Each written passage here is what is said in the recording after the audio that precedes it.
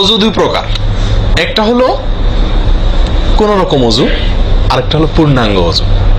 একটা হলো কোন রকম অজু, আরেকটা হলো কি পূর্ণাঙ্গ অজু। পূর্ণাঙ্গ অজু যেটা, এটাকে হাদিসের ভাষায় বলা হয়েছে ইসবাগুল ওযু।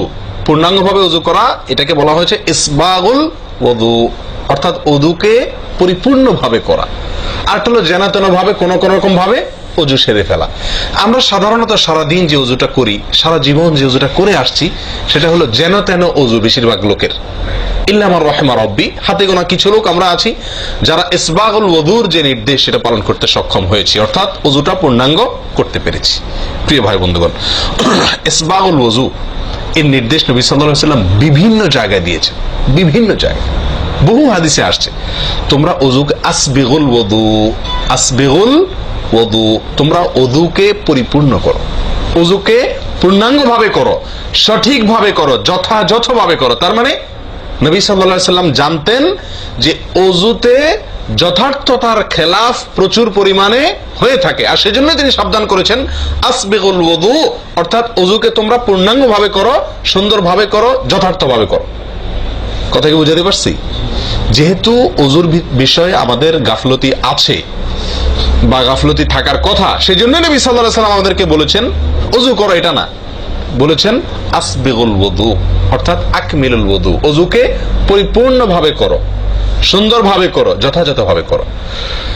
অজুর যে ফজিলত, অজুর যে ফজিলত মুসলিম বর্ণিত হাদিসে আসছে, নবী সাল্লাল্লাহু আলাইহি ওয়াসাল্লাম বলেছেন যে ব্যক্তি পরিপূর্ণভাবে অজু করবে, পরিপূর্ণভাবে অজু করবে, ভালোভাবে অজু করবে, এবং অজুর শেষে কালিমাতুশ শাহাদা যেটা আছে, আশহাদু আল্লা ইলাহা ইল্লাল্লাহু ওয়াহদাহু লা শারীকা লাহু আশহাদু আন্না মুহাম্মাদান আবদুহু ওয়া রাসূলুহু, এই কালিমায়ে শাহাদা পাঠ করবে অজুর শেষে, এই ব্যক্তির জন্য আল্লাহ সুবহানাহু ওয়া তাআলা জান্নাতের সমস্ত দুয়ার খুলে দিবেন।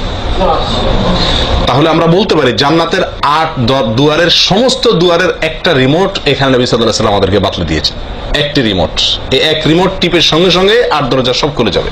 সেটা হলো অজুকে কি করা, পরিপূর্ণভাবে করা, সুন্দরভাবে করা, এবং এর শেষে, অজুর শেষে কালিমাতুশ শাহাদা পাঠ করা, আশহাদু আল্লা ইলাহা ইল্লাল্লাহু ওয়াহদাহু লা শারীকা লাহু ওয়া আশহাদু আন্না মুহাম্মাদান আবদুহু ওয়া রাসূলুহু। আপনি পাঠ করলেন, জান্নাতের সমস্ত দুয়ার এর রিমোট যেন টিপ দিলেন। এই তিনটা কাজ করলেন মানে কি, জান্নাতের 8 দরজার একটি কমন রিমোটে টিপ দিলেন, আপনি সবগুলো পটপট খুলে যাবে, যে কোনো দরজা দিয়ে আপনি জান্নাতে দাখিল হতে পারবেন ইনশাআল্লাহ। প্রিয় ভাইরা, তাহলে হাদিস থেকেও বোঝা গেল যে যে কোনো দরজা দিয়ে ঢুকতে হলে ওযুটা হইতে হবে পরিপূর্ণরূপে ওযু, ইসবাগুল ওযু। অতএব ওযু আমার পরিপূর্ণ হচ্ছে কিনা এই বিষয়টা একটু যাচাই করা দরকার, কি দরকার না? প্রিয় ভাইরা, নবী সাল্লাল্লাহু আলাইহি ওয়াসাল্লাম সূরা আবু দাউদের এক হাদিসে বলেছেন, ইন্নাহা লা তাতিম্মু সালাতু আহাদিকুম হাত্তা ইউসবিগাল ওযুআ কামা আমারাহুল্লাহ। তোমাদের কারোর সালাত ততক্ষণ পর্যন্ত পরিপূর্ণ হবে না, সালাত ততক্ষণ পর্যন্ত সুন্দর হবে না, পূর্ণাঙ্গ হবে না, সালাতে পূর্ণতা আসবে না, যতক্ষণ না তোমরা অজুকে ঠিক আল্লাহ যেভাবে করতে নির্দেশ করেছেন ওইভাবে পরিপূর্ণভাবে না করো।